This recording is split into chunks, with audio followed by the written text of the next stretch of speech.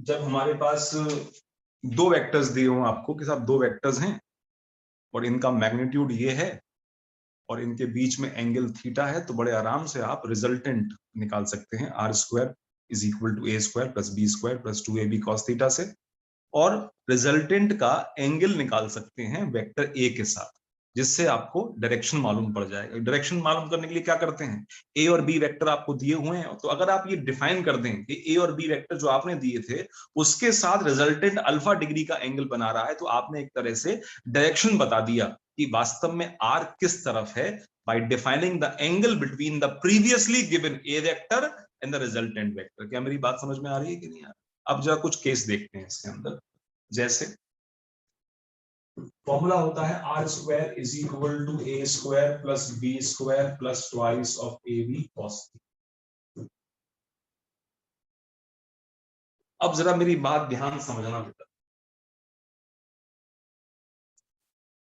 इसमें अगर मैं ए और बी वेक्टर दो वेक्टर ले लूं, अगर मैं दो वेक्टर ले लेता हूं ए और बी, तो ऑब्वियस सी बात है कि एक वेक्टर मैंने ले लिया ए और एक ले लिया बी, तो अब मेरे पास ए और बी का मॉड तो फिक्स हो गया। अब मैं इसको चेंज नहीं कर सकता कि एक ए वेक्टर है एक बी वेक्टर है। अब मैं इनके बीच के एंगल को चेंज करके इनके रिजल्टेंट को अभी भी चेंज कर सकता हूं कि ए और बी कितने एंगल पर एक्ट कर रहे हैं, जिससे रिजल्टेंट की वैल्यू अभी भी चेंज हो सकती है। मेरी बात समझ में आ रही है कि नहीं यार? R square is equal to A square plus B square plus 2ab cos theta. अगर मैंने एक बार दो वेक्टर ले लिए, सब एक ए वेक्टर है और एक बी वेक्टर है, तो क्या फिक्स हो गया, इनके मैग्नीट्यूड फिक्स हो गए। अब रिजल्टेंट को चेंज करने का मेरे पास सिर्फ एक तरीका बचता है, इस एंगल को चेंज करना। अब मैं इस एंगल को अगर चेंज करता जाऊंगा तो मैं इसके रिजल्टेंट को चेंज कर सकता हूं। तो ए और बी का रिजल्टेंट कितना होगा, ये जितना इस बात पर डिपेंड करता है कि ए और बी का खुद का मैग्नीट्यूड कितना है, उतना ही इस बात पर डिपेंड करता है कि इन दोनों के बीच में एंगल कितना है। तो अगर ए और बी मैंने दो वेक्टर एक बार ले लिए, देन दीज आर फिक्स्ड, अब चेंज नहीं हो सकते। मगर मैं इनके बीच के एंगल को चेंज करके इसके रिजल्टेंट को अभी भी चेंज कर सकता हूं। और जरा गौर से देखो, यहां पर cos थीटा दिया हुआ है, तो cos थीटा की जो मैक्सिमम पॉसिबल वैल्यू हो सकती है वो हो सकती है 1, क्योंकि cos थीटा की वैल्यू सबसे कम कब होती है, -1, और मैक्सिमम कब होती है, +1। तो जब cos थीटा की वैल्यू +1 होगी तो r की वैल्यू आर मैक्सिमम के बराबर हो जाएगी, और उससे ज्यादा कभी रिजल्टेंट ऊपर नहीं बढ़ सकता। क्योंकि देखो ए और बी अगर मैंने फिक्स्ड कर लिए, तो यहां पर ए फिक्स्ड है, बी फिक्स्ड है, 2ab में 2ab फिक्स्ड है, बस एंगल रह गया cos थीटा। तो cos थीटा की जब वैल्यू मैक्सिमम हो जाएगी, यानी कि +1 हो जाएगी, उस समय रिजल्टेंट की वैल्यू भी मैक्सिमम पॉसिबल हो जाएगी। उससे ज्यादा बड़ा रिजल्टेंट कभी भी और बी का नहीं आ सकता। तो वो कितना आएगा, वो आएगा आर मैक्स का square is equal to A square plus B square plus twice of A B into +1, twice of A B into +1। तो ये मेरे पास आ जाएगा आर मैक्स का square is equal to A square plus B square plus twice of A B.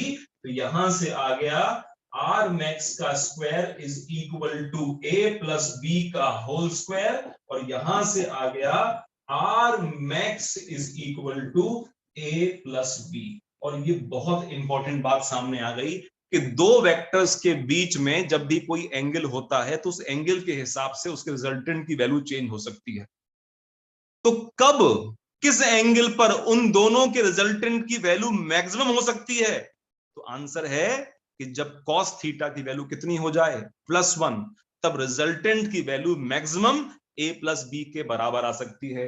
और अगर cos theta की वैल्यू यहां पर +1 है, तो पक्की बात है थीटा की वैल्यू यहां पर 0 होनी चाहिए। तो जब दो वेक्टर्स एक दूसरे के अलोंग एक्ट करते हैं 0 डिग्री के एंगल पर, सिर्फ उसी केस के अंदर उनके रिजल्टेंट की वैल्यू कैसी हो जाती है, मैक्सिमम। और मैक्सिमम वैल्यू कितनी होती है, a प्लस बी के बराबर।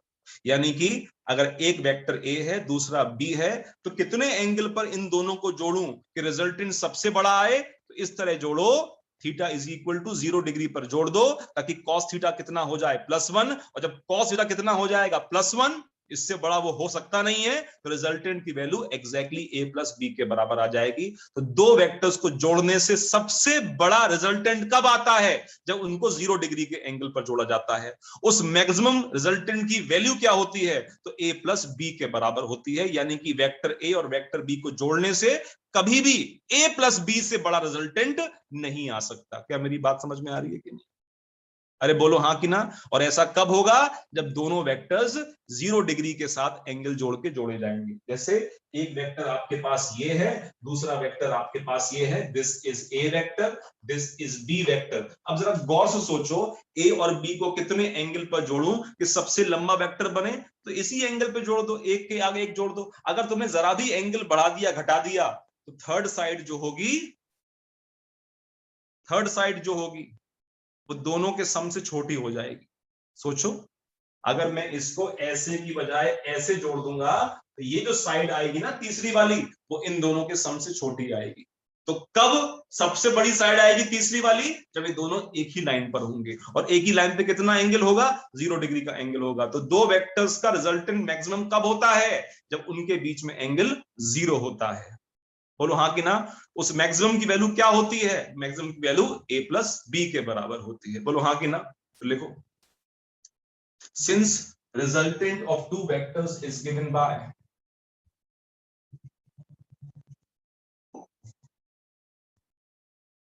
since resultant of two vectors is given by r square is equal to a square plus b square plus 2ab cos theta.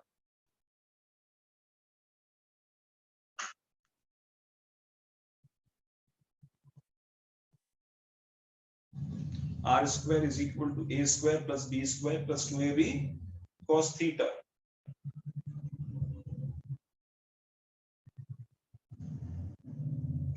ठीक है।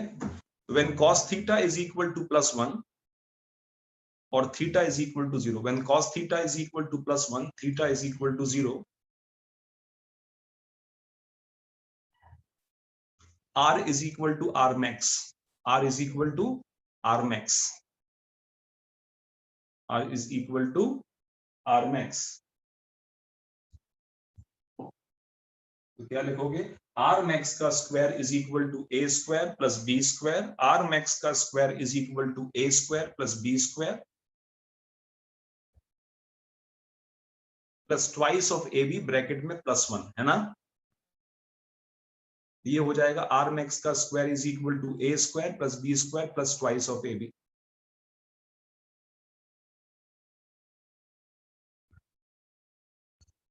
तो r max का स्क्वायर हो जाएगा a प्लस b का whole square. r max हो जाएगा a plus b।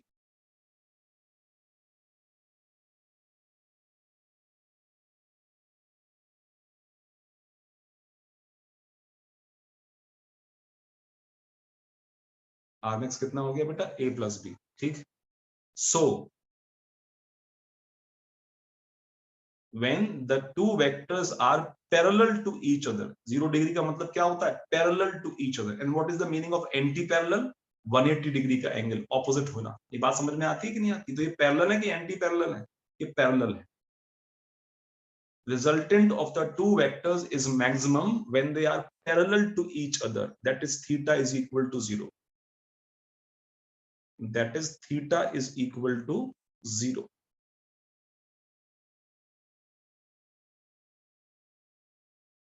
तो दो वेक्टर्स को कितने एंगल पे जोड़ूं कि उनका रिजल्टेंट सबसे बड़ा आए? आज के बाद ध्यान रखना, 0 डिग्री के एंगल पर। इससे बड़ा रिजल्टेंट कभी आ ही नहीं सकता। अगर मैंने बी वाले वेक्टर को हल्का सा भी बेटा ऊपर या नीचे घुमा दिया, तो ट्राइंगल की थर्ड साइड बनेगी ना, वो इन दोनों सम से, याद करो ट्राइंगल की थर्ड साइड जो होती है वो छोटी होती है किससे? दोनों साइड्स के सम के सम से। तो अगर मैंने इस बी को जरा भी ऊपर या नीचे कर दिया तो ट्राइंगल बन जाएगा, और उस केस में तीसरी साइड जो होगी वो इन दोनों के सम से छोटी होगी। सबसे बड़ी कब हो सकती है? जब ये दोनों एक ही लाइन के अलोंग हो। क्या मेरी बात समझ में आ रही है?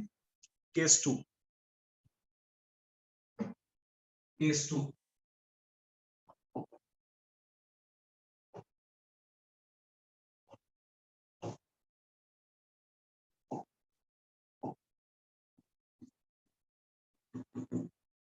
theta is equal to 180, anti parallel cos 180 is equal to -1. R square is equal to A square plus B square plus twice of AB cos theta. R जब cos थीटा की वैल्यू -1 होगी तो R की value R minimum हो जाएगी। ये देखो बेटा, इसमें A और B तो फिक्स्ड है, तो जब cos थीटा की वैल्यू सबसे कम होगी तो इस R की वैल्यू सबसे कम होगी। तो cos थीटा जब -1 के बराबर है तो R की वैल्यू क्या है, R मिनिमम के बराबर है। तो वो कितना होगा, वो होगा, सुनना ध्यान से, R मिनिमम का square is equal to A square plus B square plus twice of AB into -1, और ये होगा R मिनिमम का square is equal to A square plus B square minus 2AB, और ये हो जाएगा R मिनिमम का square is equal to A minus B का स्क्वायर, और ये हो जाएगा R minimum is equal to A minus B। तो इससे छोटा रिजल्टेंट कभी नहीं आ सकता, इससे छोटा रिजल्टेंट कभी भी किसी हालत में नहीं आ सकता। इससे बड़ा आ सकता है, इससे छोटा कभी नहीं आएगा। तो सबसे बड़ा रिजल्टेंट कब आता है, 0 डिग्री के एंगल पर, और सबसे छोटा कब आता है, 180 डिग्री के एंगल पर। तो जब वेक्टर्स एक दूसरे के एंटी पैरेलल होते हैं तो उनका रिजल्टेंट लीस्ट पॉसिबल होता है, यानी कि A माइनस B। इसको दिखाने के लिए देखो ध्यान से, ये आपके पास A वेक्टर है और ये आपके पास B वेक्टर है। अगर इनको मैं जोड़ूंगा देखो क्या होगा, ये A है और यहां से यहां तक ये B हो गया। तो ये जो वेक्टर आया है हमारे पास R, ये क्या होगा, मिनिमम। इसकी वैल्यू कितनी होगी, इसकी वैल्यू A माइनस B के बराबर होगी। क्या मेरी बात समझ में आ रही है? ये व्हाइट वाला जो आपको वेक्टर दिखाई दे रहा है, ये क्या है, अरे बोलो, नहीं पढ़ा पल्ले, दोबारा देखो। ये आपके पास A वेक्टर है, ठीक है, और ये आपके पास B वेक्टर। तो अगर मैं A और B को ऐड करता हूं तो A प्लस बी सबसे बड़ा हो जाएगा, मगर अगर मैं A के साथ माइनस बी ऐड कर लेता, ये माइनस बी हो गया, तो ये आएगा हमारे पास A और ये आएगा हमारे पास माइनस बी। तो ये जो आएगा बेटा मेरे पास यहां से लेकर यहां तक का, ये रिजल्टेंट होगा और ये बराबर होगा A माइनस बी। क्या मेरी बात समझ में आ रही है कि नहीं आ रही है?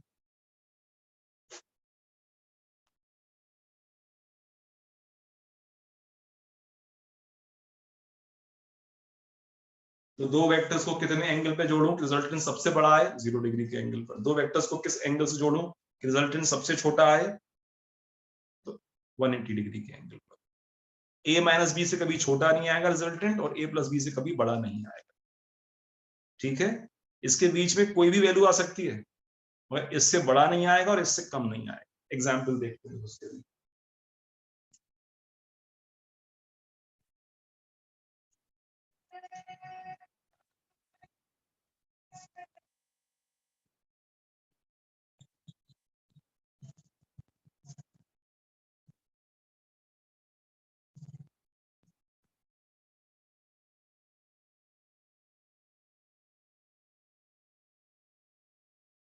Note, resultant of two vectors A and B, resultant of two vectors A and B, resultant of two vectors A and B can never be greater than R max and can never be less than R minimum. क्या मेरी बात समझ में आई? Resultant of two vectors A and B can never be greater than R max and can never be less than R minimum.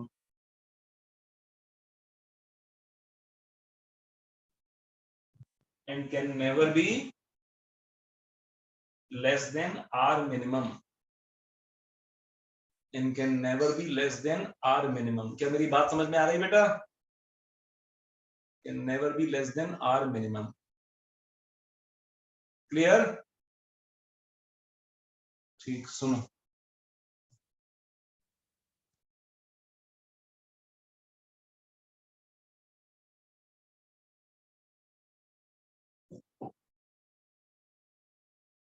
मैंने कहा एक हमारे पास 5 Newton का फोर्स है और एक हमारे पास 10 न्यूटन का फोर्स है।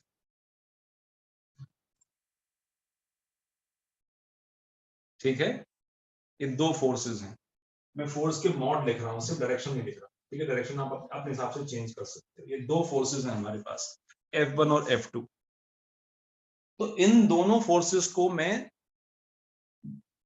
किस तरह जोड़ूं कि सबसे ज्यादा बड़ा फोर्स आ जाए मेरे पास? तो एक ही लाइन पे जोड़ दूं 0 डिग्री के एंगल पर, तो मैक्सिमम कितना आएगा? मैक्सिमम फोर्स आ जाएगा 5 + 10 यानी कि 15 न्यूटन। और इन दोनों फोर्सेस को किस एंगल पे जोड़ूं कि इनका फोर्स लीस्ट पॉसिबल आ जाए? तो लीस्ट पॉसिबल आएगा, वो आएगा 10 - 5 = 5 न्यूटन। क्या बात समझ में आ रही है? तो इन दो फोर्सेस को चाहे मैं किसी भी एंगल से जोड़ लूं, किसी भी एंगल से, बड़े से बड़ा 15 आ सकता है और छोटे से छोटा 5 आ सकता है। ना तो कभी 5 से छोटा आएगा, ना कभी 15 से बड़ा आएगा। पक्का? तो जो रिजल्टेंट फोर्स मेरे पास होगा, रिजल्टेंट फोर्स, ये हमेशा बड़ा होगा F1 डिफरेंस F2 से और छोटा होगा F1 + F2 से।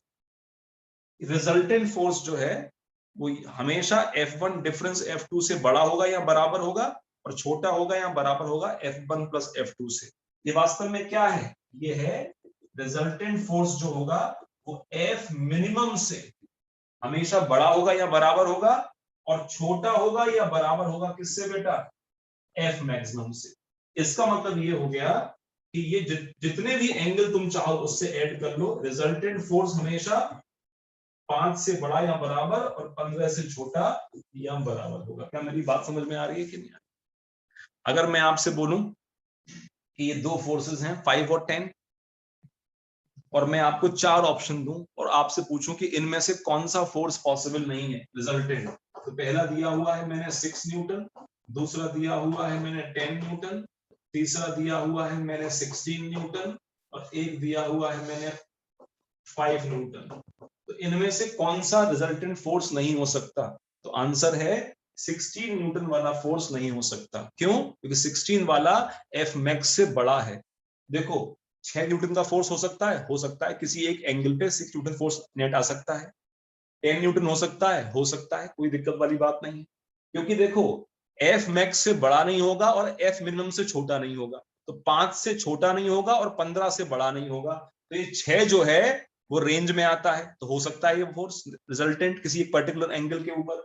10 भी उसी रेंज में आता है, 16 उस रेंज से बाहर निकल जाता है। क्यों? क्योंकि ये F मैक्स से भी ज्यादा हो रहा है। अरे बोलो हाँ कि ना?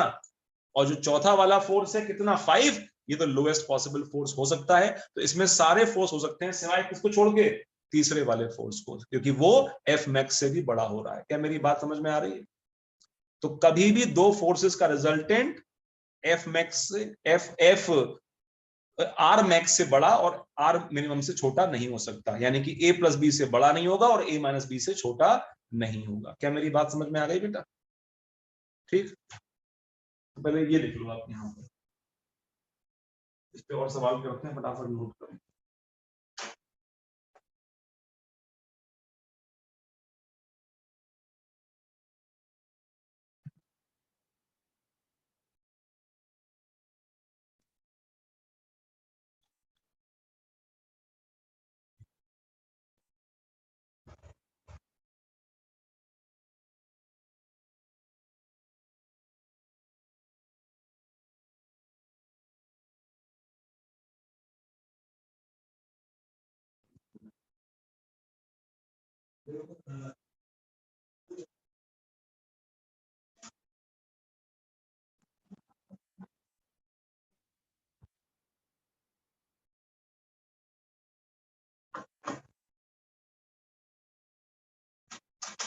आया समझ?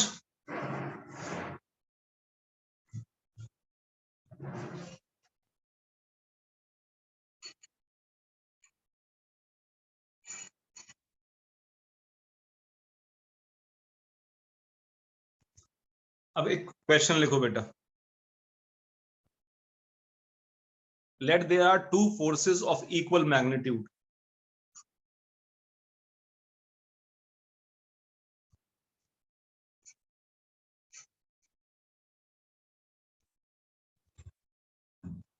Let there are two forces of equal magnitude.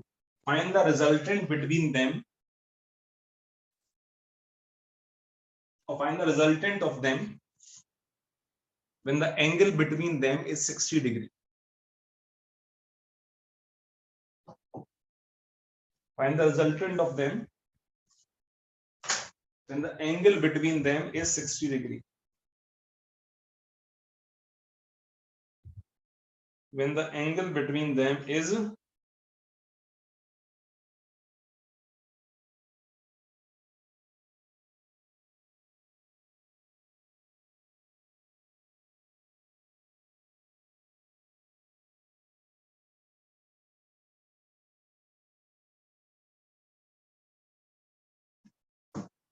ठीक हो गया।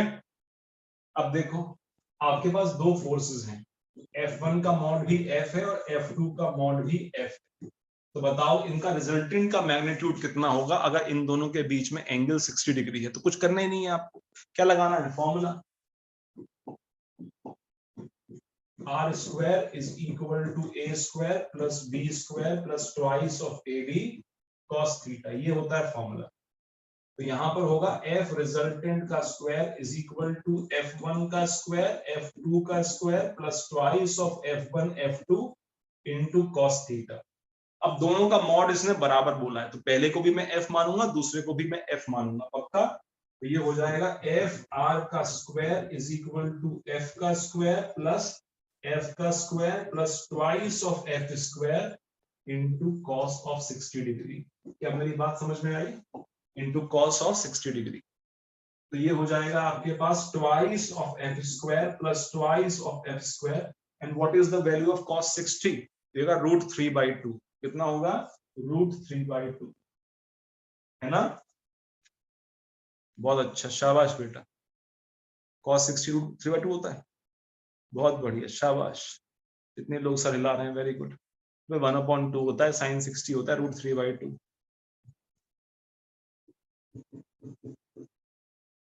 2 से 2 कट गया, तो यहां पर आ गया 2f square plus f square is equal to 3f square.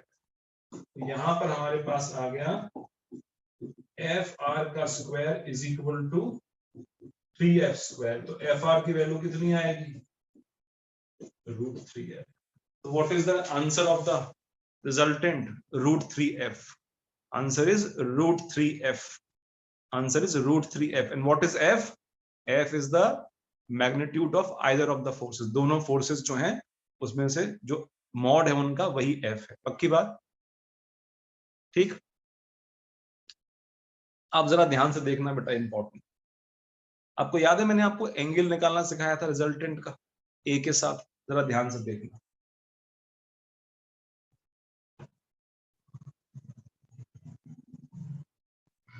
Resultant का मैग्नीट्यूड फाइंड आउट किया है, अभी डायरेक्शन निकालना बाकी है, बताओ हाँ कि ना? ये तो मैग्नीट्यूड फाइंड आउट किया, डायरेक्शन कैसे निकालेंगे ये देखो ध्यान से। अब ये फोर्स हमारे पास F है और ये भी फोर्स हमारे पास F है और ये जो एंगल दिया हुआ है ये हमें दिया हुआ है 60 डिग्री। ये तो गिवन है, one force is F, other force is also F and the angle between them is कितना बेटा? 60 डिग्री। तो हमें देखो ध्यान देना, ये फाइंड आउट करना है रिजल्टेंट। ये हमारे पास रिजल्टेंट आ गया, रिजल्टेंट की हमने वैल्यू निकाल दी, कितनी आई है? इसका मॉड भी F है, इसका मॉड भी F है। अब मुझे ये अल्फा की वैल्यू फाइंड आउट करनी है, ये तो फाइंड आउट करनी है अल्फा। क्या था formula? tan alpha is equal to b sin theta divided by a plus b cos theta. अब बताओ मुझे इसमें से और इसमें से कौन सा a और कौन सा b है? ये वाला a है और ये वाला b है। कि जिसके साथ एंगल बनाता है रिजल्टेंट वही तो एंगल, वही तो वेक्टर a माना जाता है। ये बात अलग है कि यहाँ पे दोनों का मॉड बराबर है, मगर मॉरल ऑफ द स्टोरी क्या है इसके अंदर? कि जिसके साथ रिजल्टेंट एंगल बनाता है अल्फा वही तो a मानते हैं। यहाँ पे दोनों का मॉड बराबर है, इससे फर्क नहीं पड़ेगा। मगर सोचो क्या सिखाया था कि जिसके साथ रिजल्टेंट एंगल बनाता है वो वाला वेक्टर ए माना जाता है, तो यही तो ए माना जाएगा। तो क्या लिखोगे, सुनो ध्यान से, बी, तो बी ये वाला है, ये भी एफ है, साइन ऑफ 60 डिवाइडेड बाय ए, ये भी एफ है, F plus F cos of 60, यही तो आएगा बेटा। एफ कॉमन लेके कट जाएगा तो ऊपर बचेगा sine 60 divided by 1 plus cos 60, ये तो बचेगा। And what is sine 60? Sine 60 is root 3/2,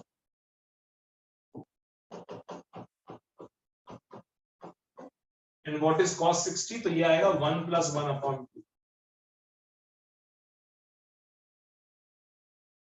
तो ये 3/2, तो ये हमारे पास अल्टीमेटली आएगा tan alpha is equal to root 3/2 divided by 3/2। तो गौर से देखो, 2 से 2 कट गया, तो ये आ जाएगा रूट 3 डिवाइडेड बाय 3, तो ये आ जाएगा 1/√3।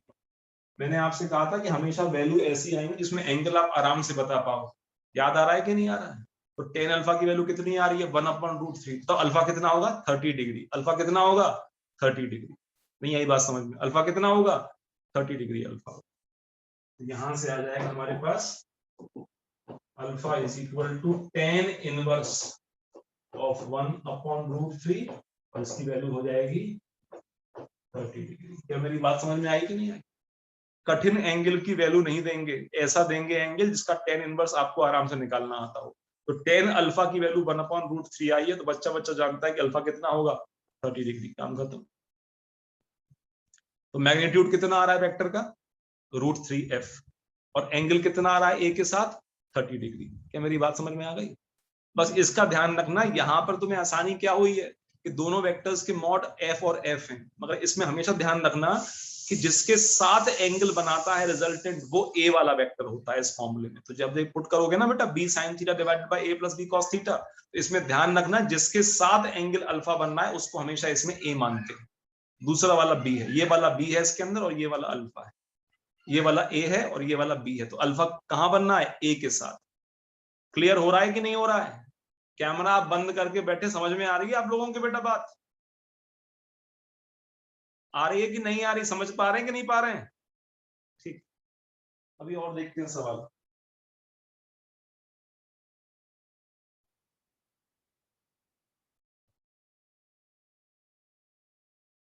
चलो बताओ, what will be the resultant if the angle between them is 120 degree? निकालो फटाफट, what will be the resultant if the angle between them is 120 degree, यही सवाल है, और इसमें एंगल को 120 डिग्री कर देना है, डायरेक्शन भी निकालो और मॉड भी निकालो उसको।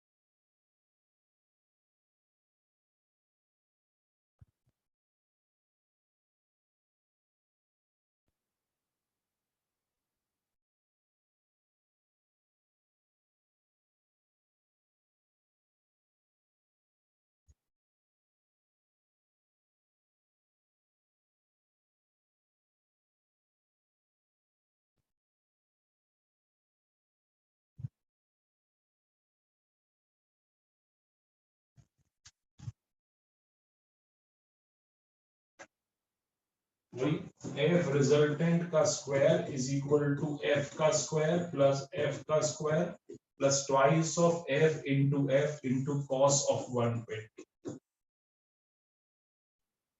याद करो, अलाइड एंगल्स निकालना सिखाया था आपको। अगर वैसे तो याद होना चाहिए cos 120 की वैल्यू कितनी होती है। cos 120 की वैल्यू बताओ कितनी होती है, जल्दी बताओ।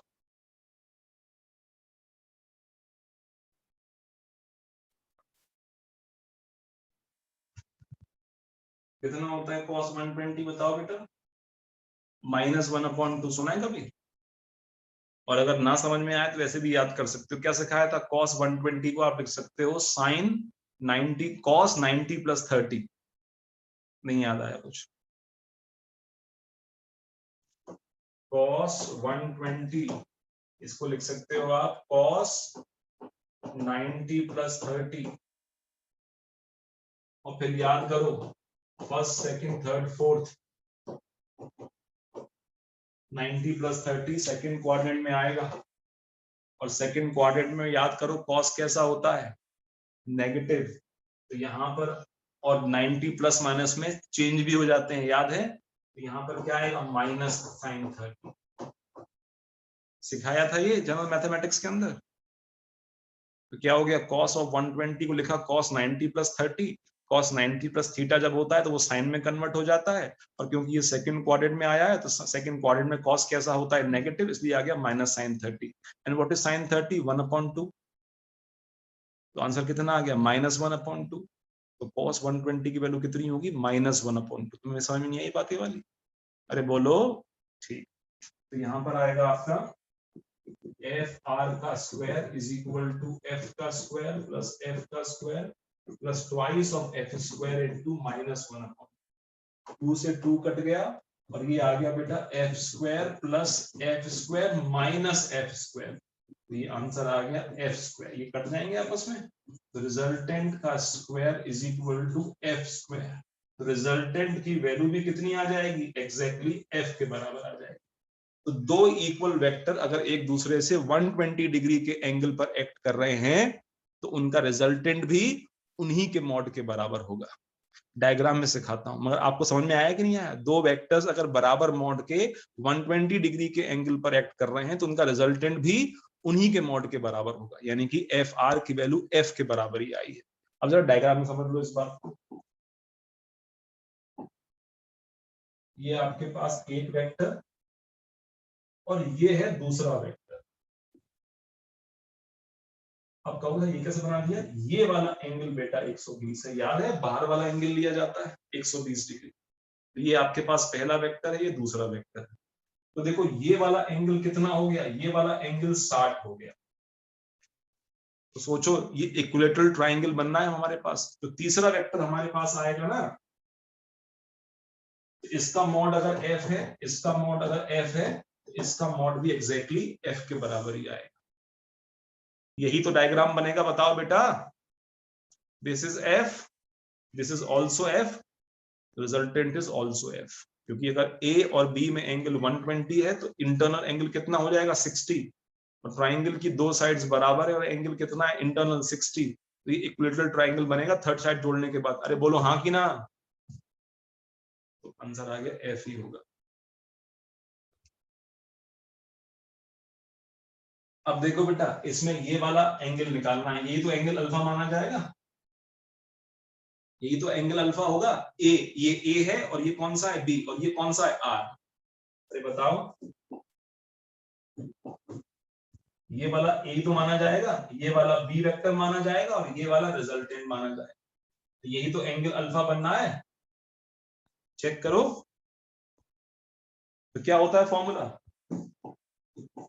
tan alpha is equal to B sine theta divided by a plus B cos theta. तो क्या आएगा? बी की जगह भी एफ आएगा, sine of 120 divided by F plus F of कितना?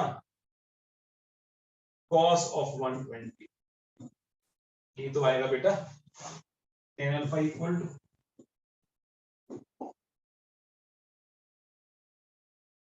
एंड व्हाट इज साइन 120 बताओ?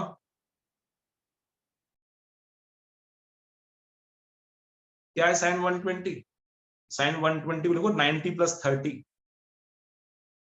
नहीं तो cos 30 आएगा। पॉजिटिव कि नेगेटिव? पॉजिटिव, क्योंकि सेकंड क्वाड्रेंट में आएगा। सेकंड क्वाड्रेंट में साइन कैसा होता है? पॉजिटिव।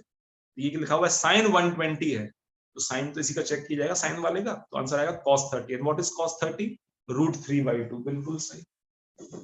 यहां पर आएगा आपके पास f times of √3/2, f common ले लिया, ये 1 प्लस -1/2, तो 1 - 1/2 यानी कि 1/2, तो ये √3 आ जाएगा। तो tan अल्फा की वैल्यू आ जाएगी √3। अब सोचो आसान है कि नहीं? tan अल्फा √3, अल्फा कितना आएगा? अल्फा इज इक्वल 60 डिग्री आएगा। आंसर आ गया alpha is equal to 60 degree. देखो वही बात आ गई, ये एंगल कितना है यहाँ पर? 60 डिग्री। ये एंगल कितना आएगा यहाँ पर? 60। तो बन गया इक्विलैटरल ट्रायंगल, बना कि नहीं बना?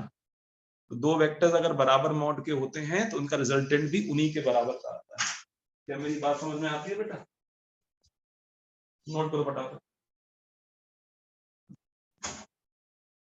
हेलो,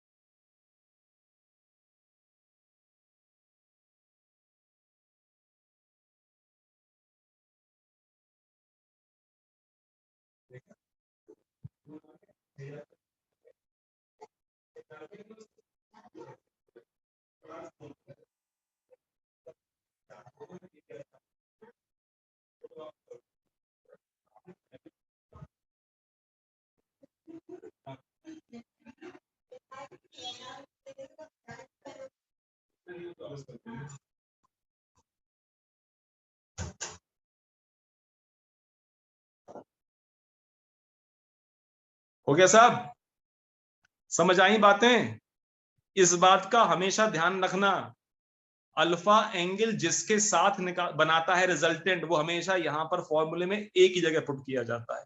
इस बात को भूल मत जाना और सवाल गलत हो जाएगा वरना। ठीक है, अभी देखते हैं और आगे।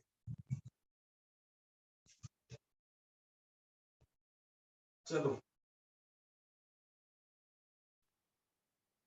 टू फोर्सेस, अब मैं वो करा रहा हूं सवाल जहां पर ये F1 और F2 बराबर नहीं है, तब आपको समझ में आएगा कि अल्फा किसके साथ लिया जाता है। देखो एक सवाल, two forces of 5 and 7 Newton,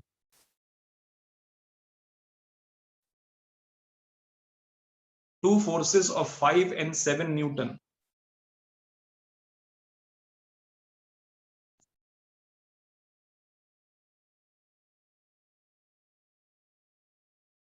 are acting at an angle of 60 degree. Find out the resultant. Two forces of 5 and 7 Newton are acting at an angle of 60 degree.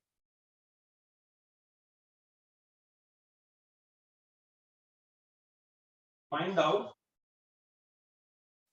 Find out the resultant. Mod भी निकालो और direction भी निकालो, फटाफट निकालो।